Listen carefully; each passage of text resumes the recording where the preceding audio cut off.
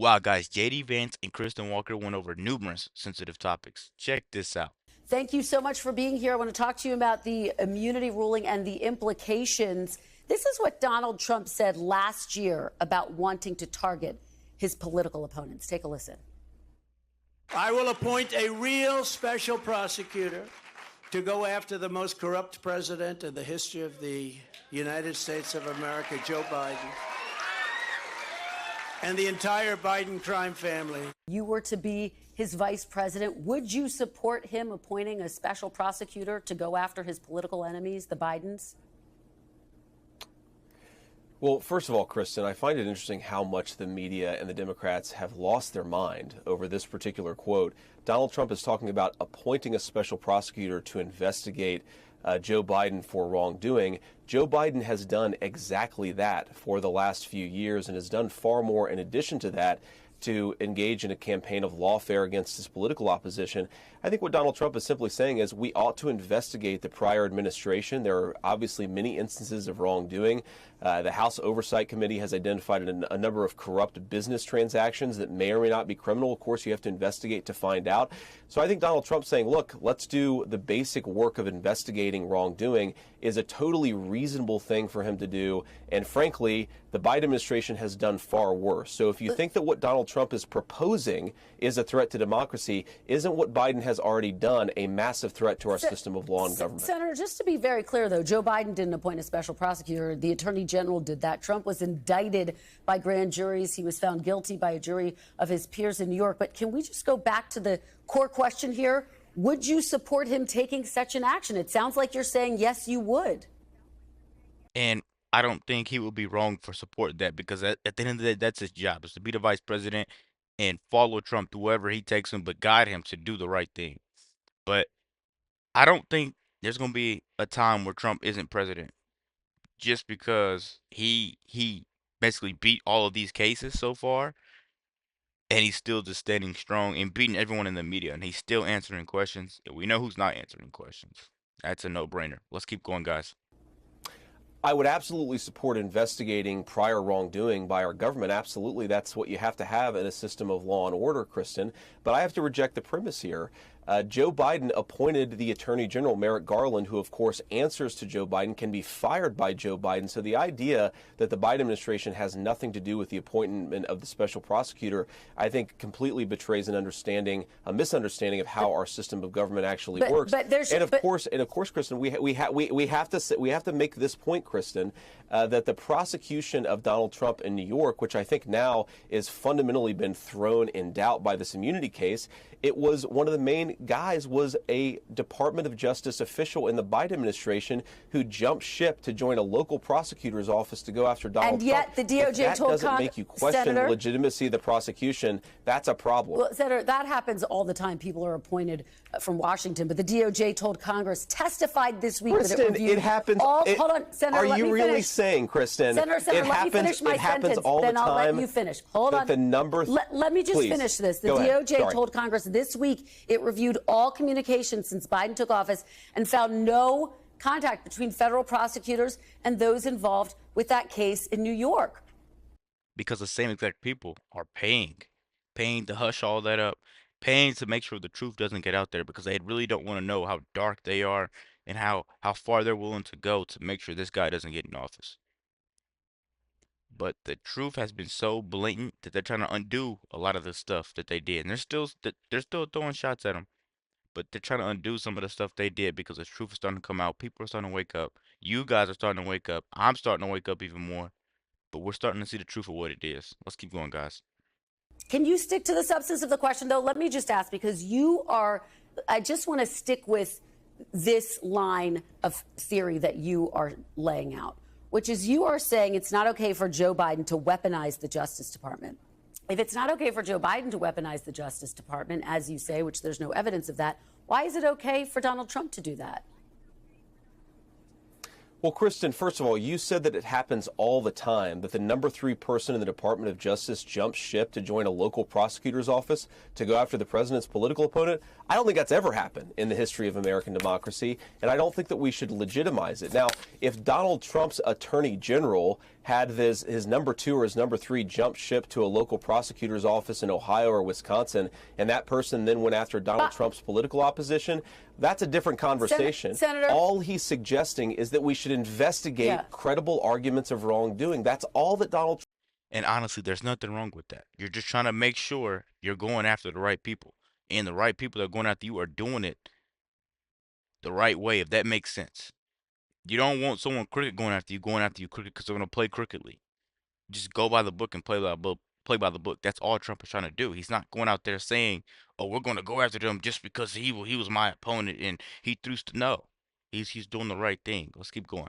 Trump is saying that is not a threat to democracy. That's merely reinforcing our system of law and government. Bottom line, you are okay with Donald Trump appointing a special prosecutor to go after his political enemies, which would include Joe Biden. You're just, to button that up, it sounds like you're saying yes. Let me move on, though, to my next question. I want to talk to you about the Heritage Foundation. It's a conservative think tank in Washington. It shapes the agenda they would like to see in a Trump second term. The president said this after the Supreme Court's ruling this week. Take a look. We're in the process of taking this country back. No one in the audience should be despairing. No one should be discouraged. We ought to be really encouraged by what happened yesterday. We are in the process of the Second American Revolution, which will remain bloodless if the left allows it to be. Do you support those calls for a revolution, and would political violence ever be justified? Well, of course, political violence is never justified, Kristen. You'll have to ask the president of the Heritage Foundation to defend his remarks if you'd like to do that. I will say, look, the Heritage Foundation does a lot of good work. It does a lot of things that I disagree with, a lot of things that I agree with. But the Heritage Foundation is a nonprofit organization that works on public policy, and I think it's an important part of how D.C. functions and operates. We'll continue to have important conversations in the Republican Party with a whole host of think tanks from the right and from the left as we craft public policy.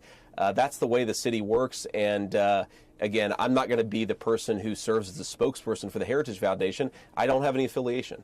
Sounds like you're distancing yourself from those comments, that talk of political violence.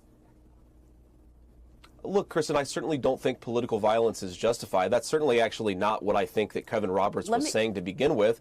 But again, have him on your program to defend what he said, and I think that's the best thing to do. Let me ask you specifically about Project 2025 for our viewers so that they know. It's basically a policy blueprint for a second Trump presidency. It's supported by the Heritage Foundation and other conservative groups. The Biden campaign has said Project 25, quote, should scare every single American. It would give Trump limitless power over our daily lives. Among the things they are calling for is reversing approval of the abortion pill, mifepristone. But Donald Trump says he supports access to that pill, actually. Do you support access to abortion medication as Donald Trump does? Well, Kristen, you asked about Project 2025, and I want to be clear here. That Trump explicitly has said his own transition team runs the Trump transition and will run the Trump administration.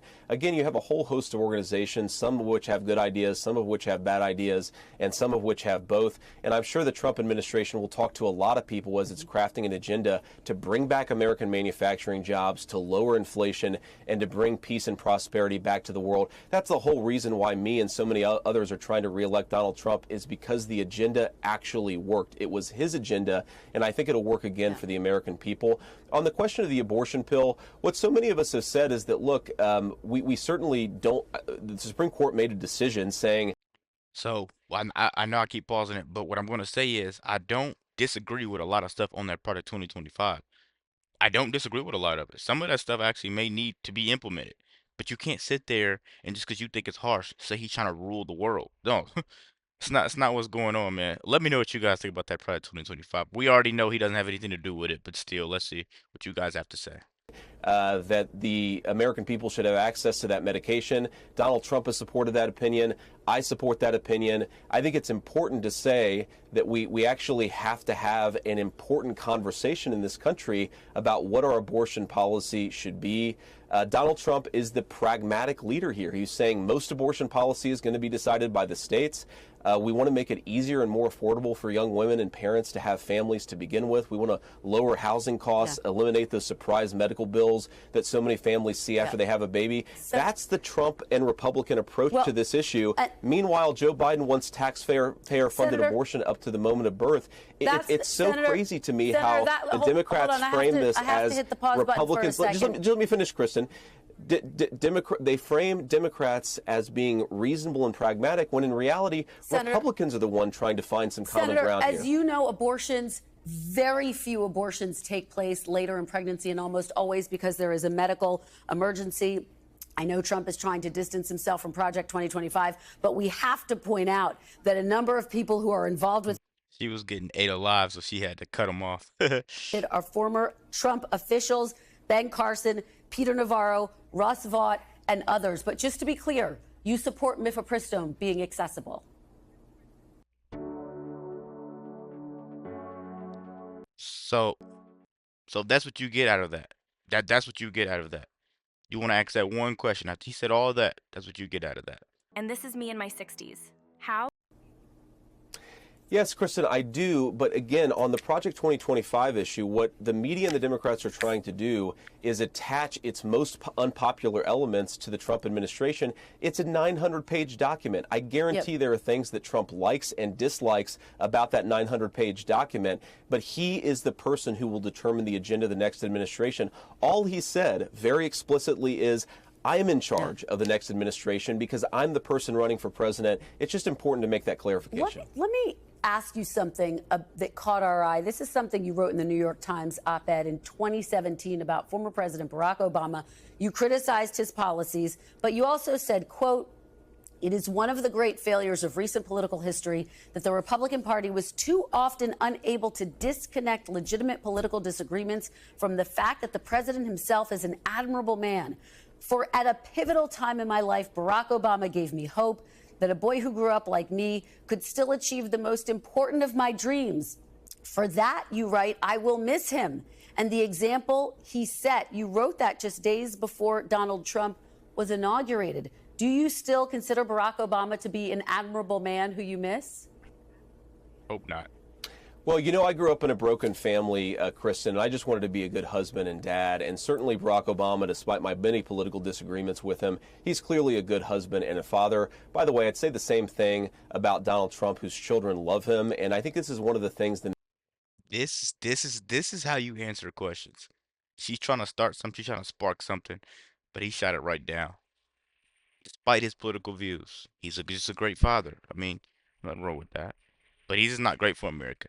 media often misses about Trump is how genuinely devoted he is to his family, to his grandchildren, and how part of his pro-life messaging, his fundamental pro-life view, is that we ought to make it easier for more American families to have those thriving children and thriving families. So certainly I think we've been blessed with a lot of good examples across our country. And yeah, absolutely. Was Barack Obama a good president? No. Was he a good husband and father? Yes. Wow, guys, so we're gonna end it off right there. I really, really want to know what you guys think about this. This was just a cat and mouse game. This whole time, this was just a cat and mouse game. She was trying to chase him. She was trying to chase him, but she just couldn't get him. He had answers for every question. He made Trump look great. He made Trump look very smart for picking him as VP. He knows how to conduct himself. He knows how to answer questions. He knows when someone's out to get him. That's what I like the most. He knows when someone's out to get him, so he gets away every time. Let me know what you guys think. Be sure to like, comment, subscribe if you're new. And as always, let me know if you react to. We're out.